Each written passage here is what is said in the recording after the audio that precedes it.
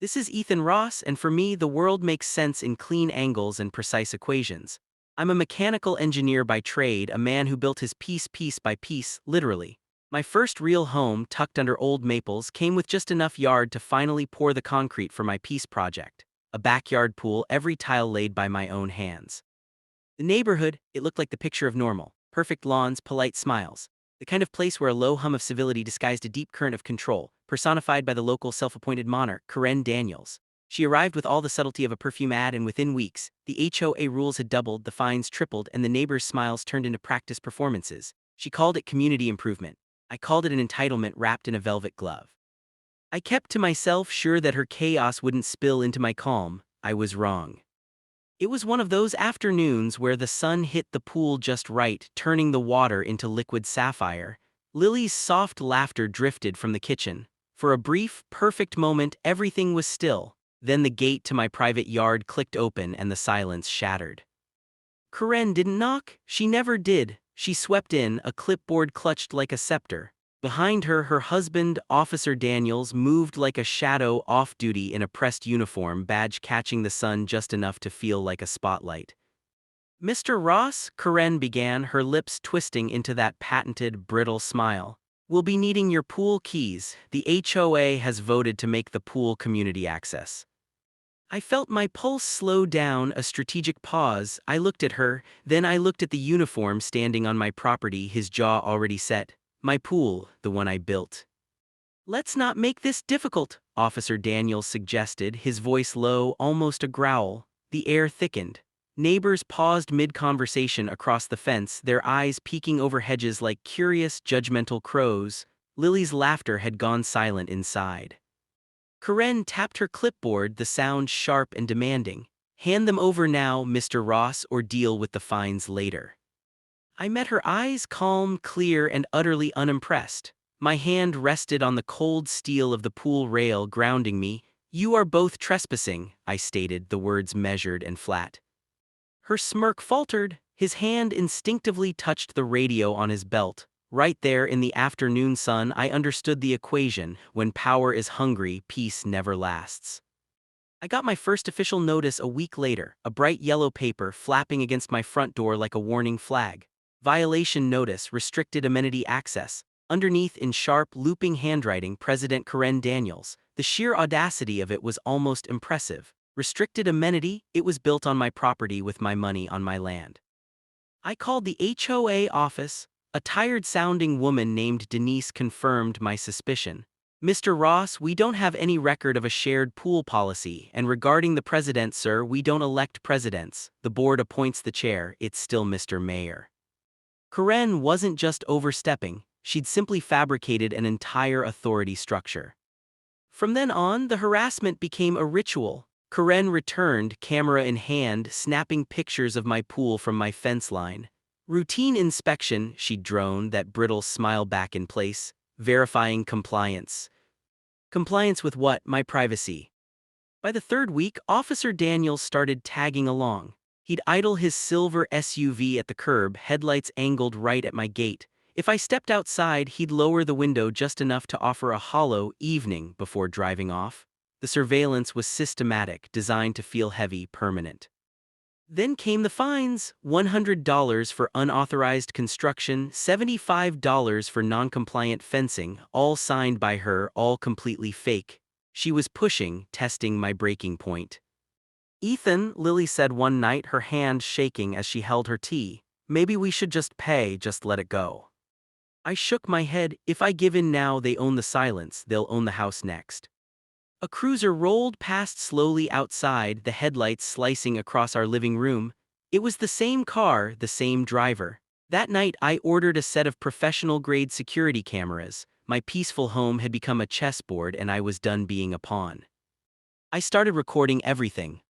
The paper fines kept coming like clockwork, one every 2 days, stacked neatly on the counter, a monument to her growing delusion. Lily started flinching every time the mail slot rattled. She drew the curtains shut, convinced Daniels was parked down the street, memorizing the shape of our lives. She was right, he was.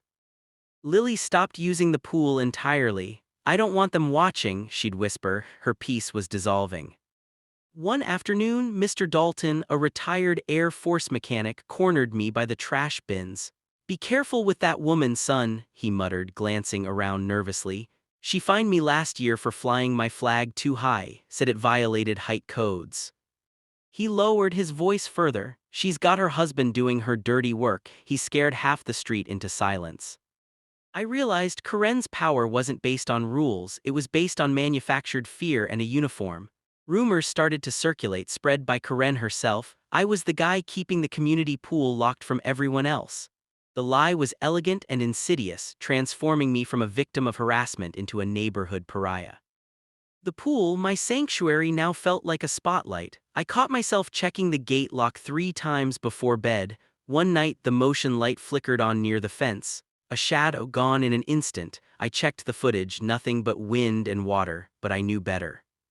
Then came Karen's final letter. Failure to comply with community access regulations will result in legal action. Legal action over a pool? I folded the paper slowly. I looked out at the calm water. It no longer looked peaceful, it looked vulnerable. This wasn't the end, this was the overture. It was close to midnight when I heard it, soft, deliberate footsteps on the gravel. The motion light by the pool clicked on, a brief white flash, then darkness. Lily was asleep. I stood by the window, heart beating slow and heavy, scanning the yard. Nothing. I pulled up the security app. The live feed showed only shadows and the faint shimmer of water, but I marked the time, 11:42 p.m. The next morning I reviewed the footage, and there it was. The gate creaked open, a figure stepped inside, careful, confident, uniform, flashlight badge, Karen's husband. He moved like a professional. He scanned the fence, the pool, then walked straight to the lock on the gate. I leaned closer to the screen as he reached into his pocket, pulled out a key ring and slid one in. Click. He pocketed my keys and walked out, gone in less than a minute. My blood went ice cold. This wasn't inspection. This was an officer in uniform breaking into private property. I replayed the clip 10 times, zooming in frame by frame. The patch on his shoulder was clear, County Police. The fear was instantly replaced by a sharp, quiet rage. He had crossed a line I didn't think was possible, and Karen had sent him. They hadn't just abused power, they had weaponized it. By the time the sun came up, I was focused. I downloaded every clip, backed it up to 3 drives, and printed stills of his face, his badge, his hand on my lock. This wasn't HOA harassment. This was intimidation under color of authority. They thought they could scare me into silence. Instead, they handed me the proof I needed to burn their little kingdom down. My first stop was the county record's office. Amidst dusty binders, I found the HOA filings. Most were standard. But a few pages in, something didn't fit. An amendment labeled Community Amenities Access Expansion, allegedly approved 6 months ago. The signators were mostly unfamiliar, and one of them was Mr. Mayor, the legitimate HOA chair. I called Mr. Mayor. "March vote, we hadn't met since January," he said, his voice slow and heavy. "Son, those signatures, they're not real." That night I spread every document across my dining table. Lily watched, a mixture of anxiety and relief on her face.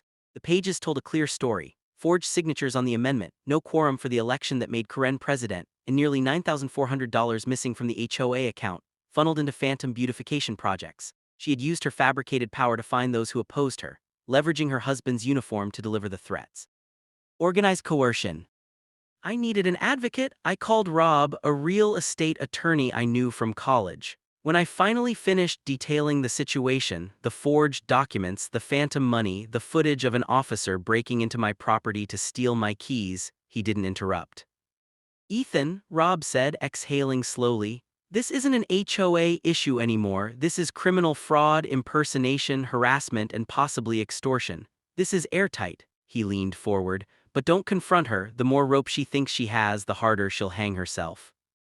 I spent the next few days gathering more evidence, emails from residents complaining about random fines, Mr. Dalton's voicemail, screenshots of Karen's vague, controlling social media posts. The final binder was heavy physically and symbolically. "You're building justice," I told Lily, closing it.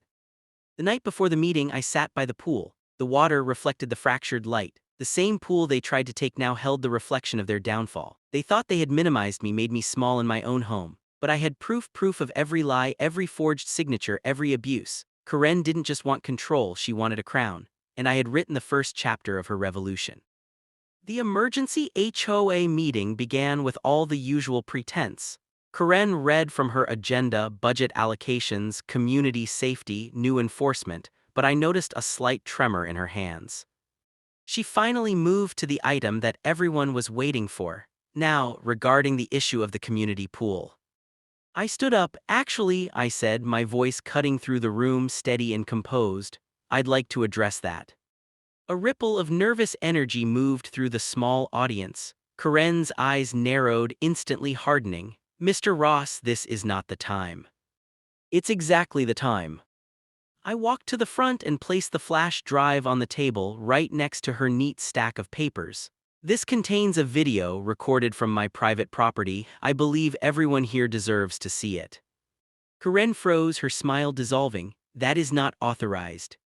Linda Green, the older, legitimate vice chair, leaned forward. If it concerns HOA activity, we should see it, Karen. Karen hesitated, then forced a sharp exhale. Fine, 2 minutes, but this is highly irregular. Rob plugged the drive into the small projector. The lights dimmed. The video began to play. The first few seconds were wind and static. Then, the clear, undeniable image of Officer Daniels, Karen's husband, stepping through my locked gate. The room went dead silent. The camera followed him as he walked across my pool deck, his badge gleaming under the motion light. Then the audio, the sound of the lock clicking open, filled the speakers, the unmistakable sound of my keys being stolen. He pocketed the keys, looked around once, arrogant and confident, and walked out.